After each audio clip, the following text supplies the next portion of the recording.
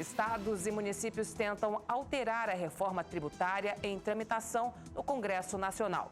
Uma emenda deve ser apresentada pelo Conselho de Secretários de Finanças para a criação de um imposto único, que não fique sob a administração direta do governo federal. Hoje existem 3 propostas de reforma tributária em andamento no Congresso Nacional. A mais adiantada é a PEC 45, defendida pelo presidente da Câmara dos Deputados, Rodrigo Maia. Mas, do jeito que está, também não agrada estados e municípios. Para os secretários estaduais e municipais de finanças, precisaria de alguns ajustes na criação do IBS, um novo imposto único sobre bens e serviços. Os estados, a União, compartilham o mesmo tipo de tributo que é o IBS, né? O Imposto sobre Bens e Serviços, que substituiria PIS, COFINS e IPI, os tributos federais, e o ICMS, que é estadual, e o ISS, que é dos municípios. Então, essa proposta, ela, com as emendas que estão sendo encaminhadas pelos secretários de Fazenda dos Estados e do Distrito Federal, pretende criar uma condição em que haja um único imposto substituindo esses 5 impostos. E isso permitiria maior clareza, maior simplificação no sistema tributário, preservando a arrecadação atual desses entes e definindo um período de transição de 10 anos em que essa mudança aconteceria. A emenda, através de um projeto alternativo global, está na fase final de elaboração e deve ser apresentada ainda esta semana em Brasília, durante a reunião do Conselho Nacional de Política Fazendária. De acordo com essa nova proposta, a gestão desses impostos ficaria a cargo de estados e municípios, e não com o governo federal, como hoje acontece com o Simples Nacional. Mas os estados garantem que não haverá elevação da carga tributária. A luz no fim do túnel para a outra ponta desse estique-puxa é o consumidor final, que precisa saber como, de fato, essa mudança a longo prazo deve afetar a vida dos brasileiros. Um dos pressupostos fundamentais é evitar um aumento da carga tributária, ou seja, o quanto se arrecada em relação ao PIB. Essa relação que no Brasil já está em torno de 32%, 34%, já é bem elevada. Então todo mundo entende que não deve haver um aumento dessa carga tributária, de forma que no conjunto haja uma revolução no sistema tributário nacional, em todos os tributos, e isso permita um destravamento do desenvolvimento econômico, uma melhoria no ambiente de negócios, uma redução do famoso custo do Brasil, que é o custo para se conseguir recolher os impostos. O secretário nacional de Receita, Marcos Cintra, já deixou claro que o governo federal é contra essa inversão. Uma alternativa seria a criação de um IBS para cada esfera, modelo já adotado por outros países, como Canadá e Alemanha. Olha, é uma coisa complexa, não é brincadeira não. Você tem que consertar tudo aquilo que veio estragando através de décadas, porque cada vez que se trocava o governo, vinham novas ideias e se criavam novos impostos e novas alíquotas e novas pressões sobre o contribuinte, e chegou no momento que não dá mais. E além da carga tributária ser pesada demais, o número de impostos é uma loucura.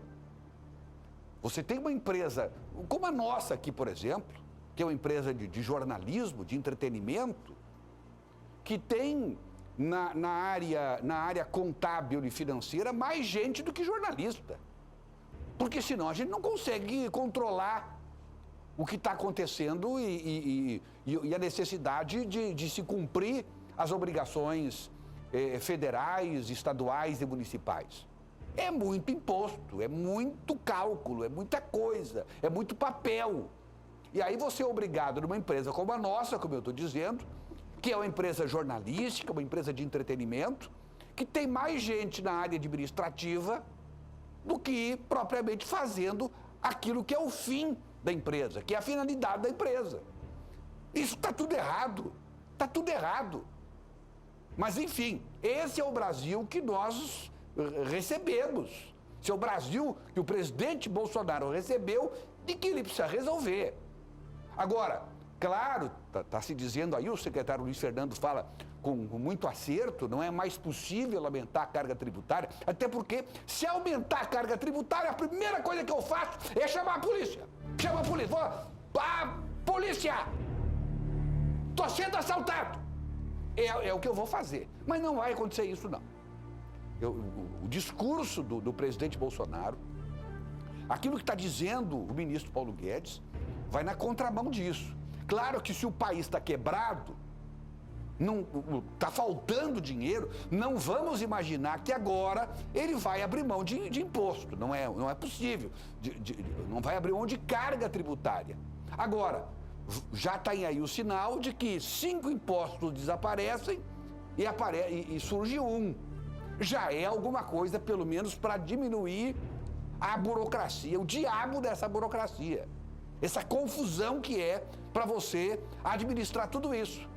Estados Unidos é o seguinte, é 8%, acabou. Qualquer coisa que você faça é 8%. É só isso. Não precisa ninguém para cuidar da sua contabilidade, do seu financeiro, nada disso. Ou, no máximo, uma pessoa. Porque ali já se sabe o que vai se pagar. É rapidinho, é simples. É 8% de tudo e o país cada vez mais rico, arrecadando muito, mas de cada cidadão arrecadando pouco. Quer dizer, na proporção. E o país se subsiste assim. E o mais importante, sabe gastar o dinheiro.